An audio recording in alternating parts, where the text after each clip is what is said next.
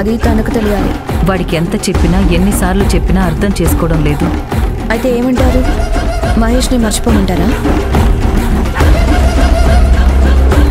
ఇదేంటి మిత్ర ఇలా మాట్లాడుతున్నావు? ఎవరితో మాట్లాడుతున్నావు పార్వతి?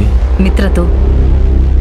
పాపం తను చాలా బాధపడుతోంది. తను కాల్ చేసిందా? నేనే కాల్ చేశాను. తనను ఈ టైంలో డిస్టర్బ్ చేయడం ఎందుకు? ఈయనొకరు కొడుక్కి గట్టిగా చెప్పడం చేతకు. సర్లే మిత్ర, పడుకో. నిద్ర పట్టడం లేదని చెప్పాను కదా. అంటే మహేష్ నీ దారికి వచ్చేంత వరకు ఇలాంటివి తప్పవు మిత్ర. అప్పటిదాకా ఏడుస్తూ కూర్చోమంటారు అంతేగా?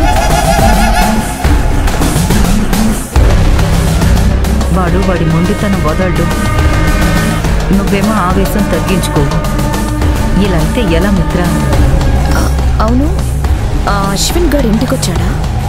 ఇంకా లేదనుకుంటా. మహేష్ వాడి కోసం తిరుగుతూ ఇంకా ఇంటికి రాలేదు. ఆంటీ, ఇందాక హాస్టల్కి వచ్చాడు. ఎందుకు? ఏముంది, ఇవాళ ఆవిడ గారు కంపెనీకి రాలేదు. ఎందుకు రాలేదు, ఆవిడ గారికి ఏమైందని కనుక్కోవడానికి వచ్చాడు. అదెక్కడికి పోయిందంట? వాళ్ళ అక్కకి చీరలు కొనడానికి వెళ్ళిందంట.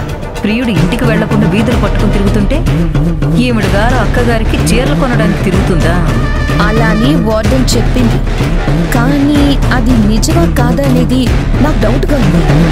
నీకెందుకు అలాంటి డౌట్ వచ్చింది? ఏం చెప్పమంటారు? సరే, మహేష్ ఇంటికి వచ్చాడా? ఇంకా రాలేదు. ఇందాక తను మా హాస్టల్కి వచ్చినప్పుడు నేను కూడా మీ ఇంటికి వస్తాను, ఆంటీని కలవాలి అని చెప్తే నేను ఇంటికి వెళ్ళడం లేదు అని చెప్పి ఇన్సల్ట్ చేసి వెళ్ళిపోయాడు. నువ్వు అసలు వాడిని ఎందుకు అడిగావు? క్లోజ్ అవ్వాలనుకుంటే అలా మూవ్ అవ్వాలి కదా అండి.